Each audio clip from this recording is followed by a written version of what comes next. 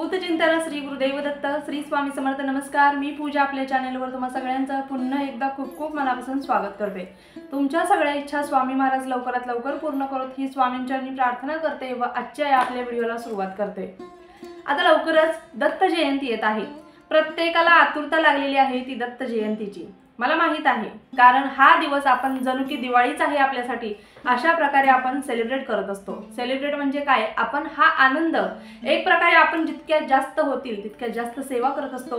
आपल्याला हवं तसं दिवाळीला कोणी कोणी असं करतं, दिवाळीला जितकं डेकोरेशन करत नाही तितकं जास्त डेकोरेशन तुम्ही घरामध्ये करत असता, म्हणजे इतक्या उत्साहाने तुम्ही दत्त जयंती हा सोहळा साजरा करता।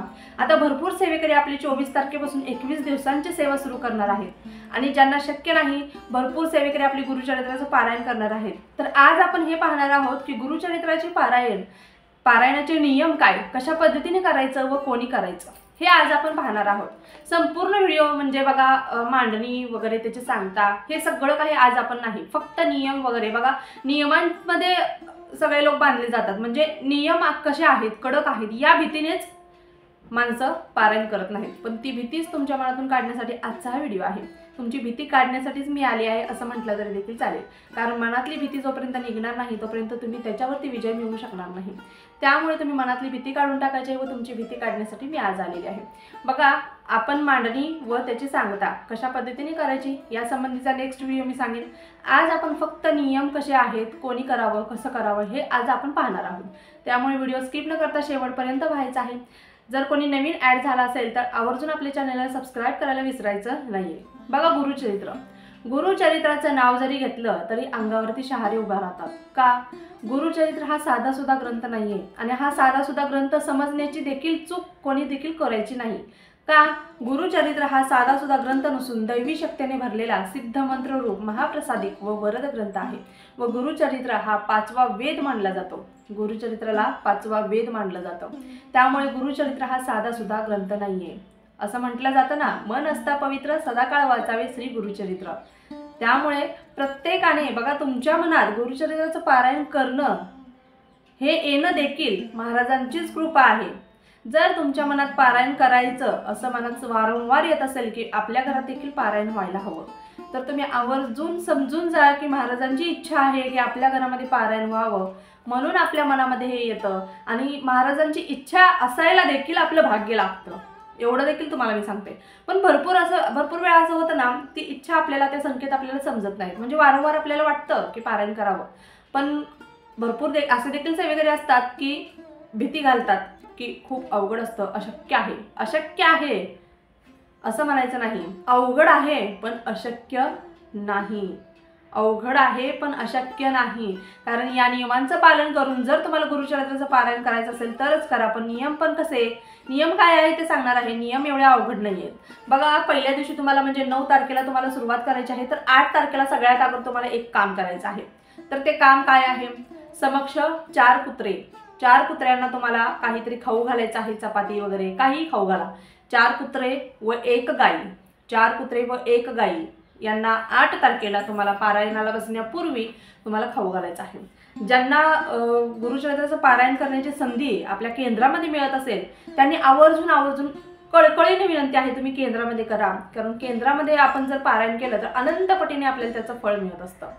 आणि जर घरामध्ये करायची इच्छा असेल तर घरामध्ये करा, घरामध्ये करायचं असं नाही म्हणत मी, पण केंद्रामध्ये सामूहिक पारायण करण्याची जर संधी मिळत असेल तुम्हाला तर तुम्ही आवर्जून सामूहिक पारायण करा, त्याचं अनंत पटीने तुम्हाला फळ मिळणार आहे। त्यामुळे कळकळीची विनंती आहे, जर भेटत असेल संधी तर आवर्जून तुम्ही त्या संधीचा लाभ घ्यायला विसरू नका। त्यामुळे आवर्जून करायचं आहे। त्याच पद्धतीने बघा, जसं की सांगितलं 9 तारखेला आपण सुरुवात करणार आहोत, तर तुम्हाला 8 तारखेला समक्ष 4 कुत्रे व 1 गाय, गाय म्हणजे एक कामधेनूचं स्वरूप आहे, व 4 कुत्र्यांना तुम्हाला काहीतरी खाऊ घालायचं आहे, काही खाऊ घाला, चपाती गोळ वगैरे खाऊ घालायचं आहे। त्याच पद्धतीने बघा 9 तारखेला तुम्हाला 1 ते 9 अध्याय असणार आहे, त्यामुळे 1 ते 9 अध्याय तुम्हाला वाचायचे आहेत। तर अध्याय कशा पद्धतीने वाचायचे तर ते तुम्हाला मी सांगते बघा। आणि आपण ज्यावेळेस मांडणी कशी करायची हे तुम्हाला मी नंतर सांगणारच आहे, पण मांडणी केल्यानंतर ग्रंथ हलवायचा नाही, ग्रंथ उघडा ठेवायचा नाही। ज्यावेळेस आपण पठण करायला येतो तोपर्यंत ग्रंथ उघडा असावा, नंतर ग्रंथाला देखील झाकून ठेवायचं आहे, एवढं लक्षात ठेवायचं आहे. ज्या जागेला आपण पूजा मांडणी केलेली आहे त्या जागेलाच ग्रंथ ठेवायचा आहे. ग्रंथ इकडून तिकडून हलवायचा नाही. आणि ज्यांना गुरुचरित्राचं पारायण करायचं नाही, फक्त 13, 14, 18 अध्यायाचं वाचायचं आहे, त्यांनी गुरुचरित्राच्या ग्रंथातील वाचण्याची चूक करायची नाही. त्याच्यासाठी वेगळी पोथी मिळते, त्याच्यातील वेगळा अध्याय तुम्हाला वाचायचा आहे. आणि ग्रंथ वाचण्या अगोदर रोज तुम्हाला एक काम करायचं आहे. म्हणजे या नियमामध्येच तिसरा नियम असा आहे की बघा, रोज ग्रंथ वाचण्या अगोदर तुम्हाला एक काम करायचं आहे. ते म्हणजे काय, तुम्हाला 1 माळ गायत्री मंत्राची घ्यायची आहे, 1 माळ श्री स्वामी समर्थ या मंत्राची घ्यायची आहे. तुम्हाला एकदा गणपती अथर्व शीर्षाने सुरुवात करायची आहे आणि शेवटी तुम्हाला स्वामी स्तवन एकदा बोलायचं आहे. आणि नंतर तुम्हाला तुमचे जे काही अध्याय असतील ते वाचायला बसायचं आहे. आता भरपूर वेळा असं होतं की बघा, आपण ग्रंथ वाचावा कधी, म्हणजे टायमिंग काय, योग्य टायमिंग काय, कोणत्या वेळेस वाचावा हा देखील भरपूर जणांना प्रश्न पडतो. एक सारखाच वाचावा की मध्ये उठलं तर चालेल, हा देखील खूप मोठा प्रश्न आहे. तर बघा, ग्रंथ स्त्री पुरुष कोणीही वाचू शकतं. असं म्हटलं जातं की ज्या ग्रंथामध्ये वेदाचं अक्षर आलेले आहेत ते ग्रंथ स्त्रियांनी वाचू नये, गुरुचरित्र स्त्रियांनी वाचू नये, असं काही नाही आहे. बघा, आपल्या गुरुमाऊलींनी स्त्रियांसाठी मराठीमध्ये तुम्हाला देखील माहीत आहे गुरुचरित्राची पोथी तयार केलेली आहे. आपल्या स्वामी समर्थ महाराजांच्या जवळपासच्या केंद्रामध्ये, दिंडोरी केंद्रामध्ये जवळ तुम्हाला सहज उपलब्ध होते. आणि मठामध्ये गेलात तर तुम्हाला पुरुषांपेक्षा स्त्रियाच जास्त दिसतील गुरुचरित्राचं पारायण करत असताना. त्यामुळे स्त्रियांनी तो ग्रंथ वाचायचा आहे आणि वाचलं तर चालतं. त्यामुळे आवर्जून वाचायचं. स्त्री पुरुष कोणीही हे पारायण करू शकतं. आता कधी वाचावा बघा, पहाटे 3 वाजल्यापासून पहाटे 3 ते 4च्या दरम्यान तुम्हाला बसायचं आहे. हीच वेळ का, कारण हा ब्रह्ममुहूर्त आहे. या वेळेस जर बसलात तर तुमचं 6, 7 वाजेपर्यंत होऊन जातं.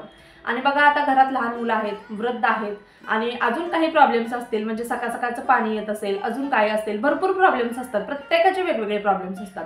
एकाचा हा तर दुसऱ्याचा तो. तर मग काय करायचं, मग आमचे 2 ते 3 अध्याय वाचून झाले, मग आम्हाला उठावं लागतं.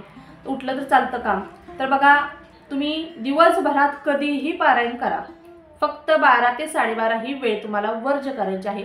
कारण ही आपली दत्त महाराजांच्या भिक्षेची वेळ आहे.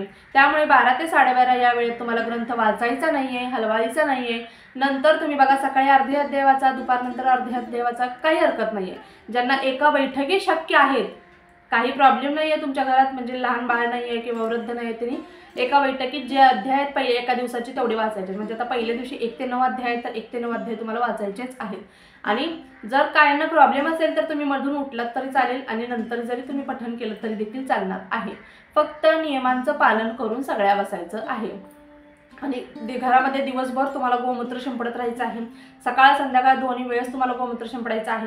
आता तुम्ही सकाळी वाचन अर्ध केलं व तुम्ही कामासाठी घराच्या बाहेर पडत असाल तर घरी आल्यानंतर आंघोळ करायची आहे, घरामध्ये सगळ्या गोमूत्र शिंपडायचं आहे आणि मगच आपल्या ग्रंथाला हात लावायचा आहे. तोपर्यंत ग्रंथाला हात लावायचा नाही, हे देखील तुम्हाला सांगते.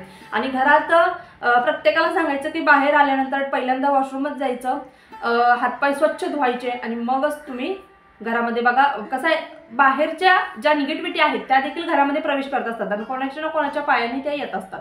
यासाठी घरातले व्यक्ती कोणी बाहेर गेले असतील तर त्यांना स्वच्छ हातपाय धुवून आल्यानंतर त्यांच्या अंगावरती व थोडंसं घरामध्ये गोमूत्र शिंपडायचं आहे. त्यासाठी गोमूत्र आवर्जून ठेवा जवळ व गोमूत्र शिंपडत, सतत गोमूत्र शिंपडत राहायचं आहे घरात. यामुळे पवित्रता आपली राखली जाते. त्याचसोबत बघा, परान्न तुम्हाला टाळायचं आहे. आता परान्न म्हणजे काय बघा, दुसऱ्या कोणाच्या तर हातचं खाणं टाळायचं आहे. तुमची बायको, आई, बहीण देखील परकी आहे, पण बहिणीचं लग्न नसेल झालं तर बहिणीच्या हातचं जरी खाल्लं तरी देखील चालेल. म्हणजे इतरांच्या शेजारच्या हातचं वगैरे तुम्हाला खायचं नाही. आता भरपूर जण म्हणतात की बेकरी प्रोडक्ट्स म्हणजे बिस्किट्स असतील, टोस्ट असतील किंवा अजून काही असेल, हे खाल्लं तर चालेल का, तर काही देखील खायचं नाही आहे. हे सगळे पदार्थ वर्ज्य आहेत, परान्न वर्ज्य आहे. परान्न म्हणजे बाहेरच्या कोणाच्या हातचं खायचं नाहीये. आता बघा, एखाद्याची अशी वेळ असते की एखाद्यावर त्याला पारायण तर करायचं आहे पण घरात कोणीच नाही, तो एकटाच असतो आणि त्याला मेस वगैरे लावली असेल, बाहेरून डब्बा येत असेल, तर मग अशा वेळेस काय करायचं, तर तुम्ही स्वखर्चाने विकत घ्या व 3 वेळा पहिल्यांदा गायत्री मंत्र म्हणायचा आहे, नंतर ते अन्न ग्रहण करायचं आहे. पण जास्त करून तुम्ही परान्न टाळण्याचा 7 दिवस प्रयत्न करायचा आहे. आणि ते पण अन्न एक धान्यच खायचं आहे तुम्हाला. ते कसं खायचं, कोणतं धान्य खायचं हे तुम्हाला मी सांगते.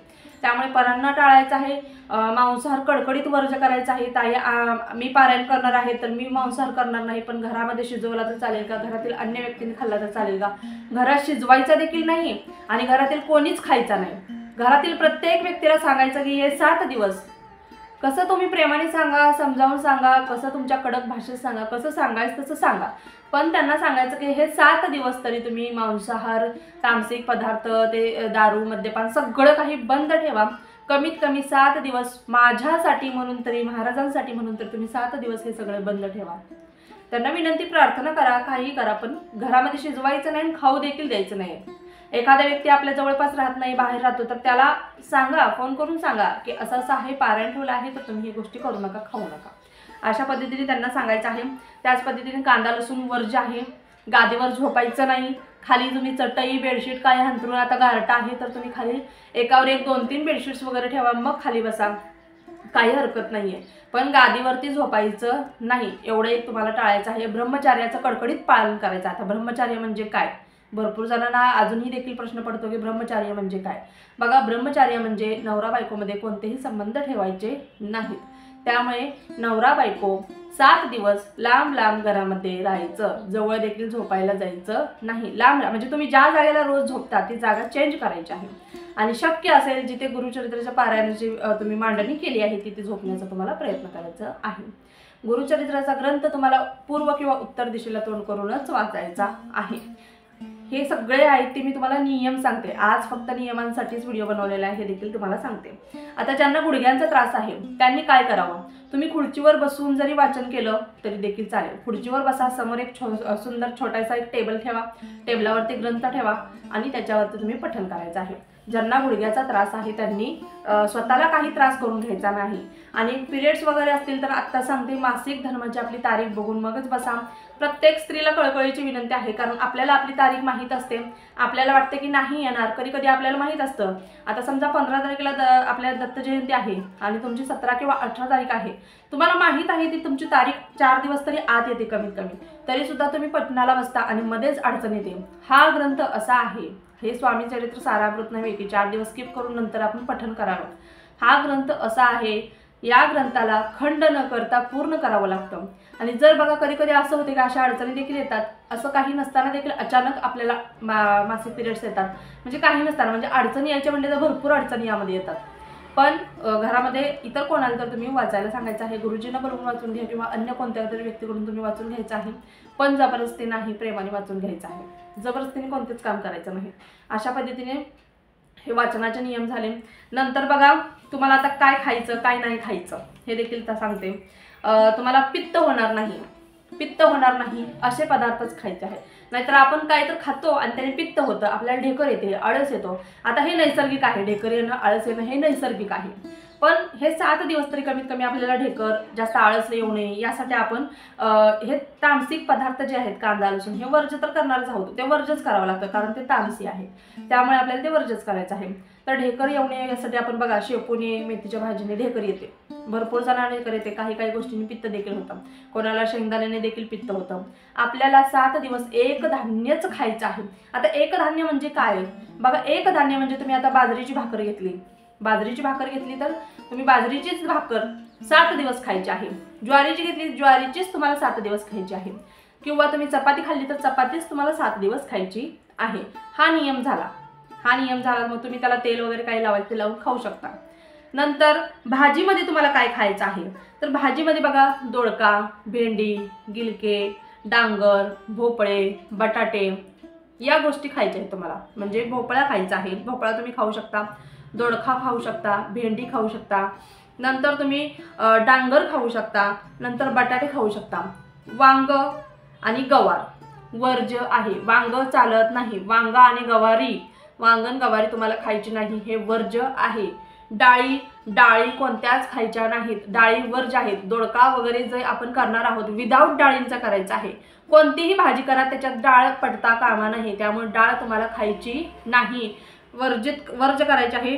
शेंगदाणे तुम्हाला जर चालत असतील, तुम्ही शेंगदाणे खाऊ शकत असाल, उपवास आदीमध्ये आला तुमचा तर तुम्ही शाबू वगैरे खाऊ शकता, शेंगदाणे त्याच्यात वापरले तरी देखील चालते. पण शेंगदाणे शक्यतो टाळा, पण कारण ते द्विदल धान्य आहे. त्याच पद्धतीने मसाल्याचे पदार्थ खायचे नाहीत. आता मसाला म्हटलं तर बघा, आपण चटणी वगैरे टाकतो त्याच्यात सगळे खडे मसाले असतात, तुम्हाला देखील माहित आहे. आपण घरामध्ये जो काळा मसाला वगैरे बनवतो, आपल्या घरातील चटणी जी बनवतो आपण, त्याच्यात सगळे मसाले असतात. तर ते मसाले खायचे नाहीत. तुम्ही हिरवी मिरची वापरा किंवा मिरची पावडर वापरा, लाल मिरची वापरा, या मिरची पावडर वगैरे वापरूनच तुम्हाला तुमचं जेवण तयार करायचं आहे। त्यामुळे आपला चटणी, काळा मसाला, सगळं बाकीचे जे आपले एव्हरेस्ट वगैरे सगळे मसाले टाकतो सगळं वर्ज्य करायचं आहे। हे सगळं चालत नाही, एवढं तुम्हाला लक्षात घ्यायचंच आहे। मी तुम्हाला सांगितलंच, मन असता पवित्र सदाकाळ वाचावे श्री गुरुचरित्र। आपला आत्मा तर पवित्र होणारच आहे, पण आपल्याला आपलं शरीर देखील पवित्र करायचं आहे। यासाठी आपल्याला ह्या सगळ्या नियमांचं पालन करावंच लागणार आहे। त्याचसोबत बघा, गुरुचरित्र करताना जर तुमची नित्यसेवा सुरू असेल तर नित्यसेवा चुकवायची नाही। नित्यसेवा तुम्हाला करायचीच आहे, नाहीतर गुरुचरित्र आहे मग नित्यसेवा कशाला करू असं नाही। नित्यसेवा करत चालू असेल तुमची तर नित्यसेवा कंटिन्यू करायचीच आहे। आणि ज्यांचे स्वामी चरित्र सारामृताचे पाठ चालू आहे ते त्यांचं ते व्यवस्थित करतात, कारण संकल्प घेतलेला असतो। आणि गुरुचरित्र देखील तुम्हाला संकल्प घ्यावा लागणारच आहे। आता तुम्हाला मासिक धर्म बघून तुम्हाला बसायचं आहे सांगितलं आहे आणि खंड न पडता करायचं आहे। अशक्य गोष्टीही या ग्रंथाने शक्य होतात, एवढं लक्षात घ्या।